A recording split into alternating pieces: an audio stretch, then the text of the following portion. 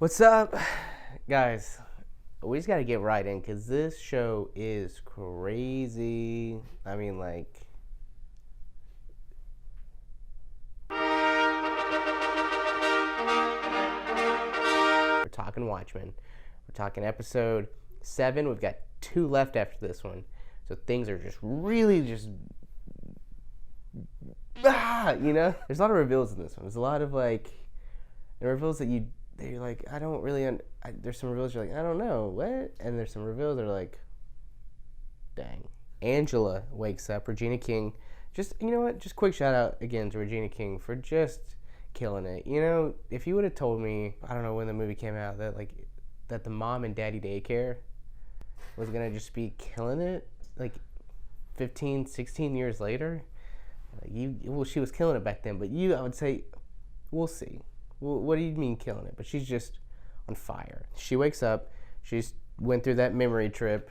She's in Lady True's kind of facility. She's that creepy lady who clones people and is building some giant tower clock thing. I don't really know. And she's still kind of going back and forth between her memories and hitting her grandfather's memories. And she's hooked up to something. She's getting some treatment. And she assumes, as do we, that she is connected to her grandfather. Because you have to have like some kind of live host to kind of drain your system or drain those memories out. We have Lori Blake. She is still on the case of, why did this old man kill Don Johnson? Everyone wants to know. The wife is like, took you that long to figure it out, and just like clicks a button and she like falls into the ground, into their like a secret compartment in their house. 7th Cavalry, actually the Cyclops from back in the day, back in the 40s. So yeah, still there, still around. Still claiming that they're not racist, but guess what, they are. And handsome senator guy, still can't remember what he's from. Maybe one day, maybe we're gonna know him from this. So he walks up and she's like, come on dude, I'm so tired of this. Like, I don't care about your plan. You can just lay it out if you want, but honestly, this villain stuff is just, who cares? He says these words, he goes, right now, I'm gonna do his accent a little bit, like, right now, it's hard to be a white man in America. Oh.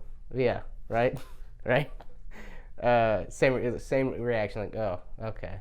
Not to the writing, but to just the more of like, these guys again. He's like, I'm not going to be a white man anymore. I'm going to be a blue one. Dr. Manhattan. Angela, she tripping on her memories, and we see her growing up in Saigon, which is now a state. You see her parents get killed, and you see why she wants to become a cop. You see her grandmother try to reconnect with her, then she dies, heart attack. And there's like this weird presence of like Dr. Manhattan and all this. Like in Saigon, there's a lot of like she's creating these Dr. Manhattan dolls. Like there's a 4th of July or some kind of Independence Day celebration. So there's just like this weird looming presence of Dr. Manhattan, who we later find out is not on Mars anymore. He hasn't been on Mars for years. Lady True eventually says that to Angela. But before that, Angela's like, man, I'm tired of being in here. I'm tired of all this secrecy. They're about to do the Millennium Clock. Dr. True is. They're like about to turn it on or whatever it does. Do you turn on the clock? Do you just put the batteries in? I think so. I don't know. Analog or digital? I don't know. It just looks like a big tower to me. She follows the cord that she's connected to her grandfather with, and she breaks through the door. Guess what? She's connected to an elephant.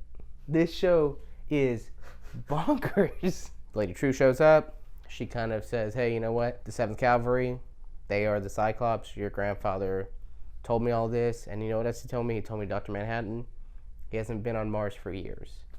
In fact, he's living in Tulsa, Oklahoma. Yeah. Why? You sitting down? You are. Michael's sitting down for this one. I've been sitting down the whole time. So, she's looking for something in her house.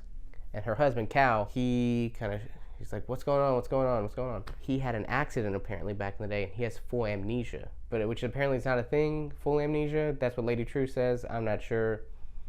I'm not sure of the science of this show. So she's looking for something. She finds a hammer. And he's like, what are you doing? And she's kind of like, listen, it's time. We all know you didn't have an accident. Or like, I know you didn't have an accident. This was just to let us be together. And then she like just clobbers him in the head, and she just starts like just beating him. And then she pulls out an Adam sign. And then blue gets cast upon her face. So, what have we learned? That Cal is Dr. Manhattan. She's been married to Dr. Manhattan the whole time. Remember how we were talking about who's going to play Dr. Manhattan? We already had our answer. And that's how the episode ends. But also, the white supremacist, 7th Cavalry, Cyclops people, they want to capture Dr. Manhattan, drain him of his powers, and then become Dr. Manhattan pretty much. We kind of knew that Dr. Manhattan was going to be here. We just didn't know if we just kind of all assumed it was just Dr. Manhattan, but it's not. So then that lets on that Angela knows more than what she's letting on, which is interesting. This dude. So he's in court. Oh my God.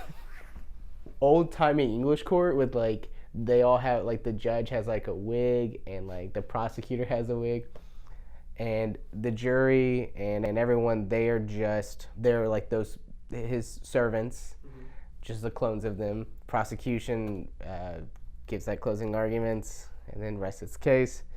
Ozymandias, of course, chooses to defend himself. What, you have anything to say for yourself? And he stands up. I kid you not. This is a year for farting. 2019, the year of farts. He stands up, just rips one. And then everyone's like, And then the judge says, you know what? We owe him a jury of his peers. Well, you're not his peers, so I've called someone else. And then he opens the door, and it's just pigs run in. How do you find the defendant? And the pig and it then squeals twice, and he's like, guilty. And then that's it. That's all we see of Ozymandias. It's a really interesting, unique show that I feel we need it. We need it after Game of Thrones, and we need it after, what else is popular right now? What other shows? Big Bang Theory, Young Sheldon. It's just what we needed right now. It's weird. If you're watching this video and you haven't seen any of the series, I'm sorry that you've just been spoiled, but it's in the title, get over it. But just go back and watch. It's so weird. It's so awesome. It's the soundtrack's great. It's shot beautifully. The transitions between scenes are very, they're very unique and very different. One in particular, this episode. But yeah, it is. I'm excited. We're getting a ton of Dr. Manhattan, it looks like, in the next episode. So yeah, what do you guys think? Are you watching? Are you still watching? Let me know. Un esercito di